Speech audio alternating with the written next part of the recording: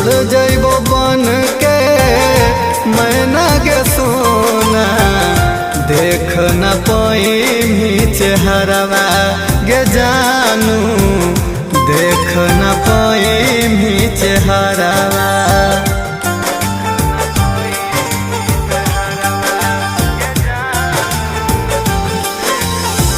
हो तो पिंडदान गे सोन हमर जान गे, राख देखे अहे नैहरवा।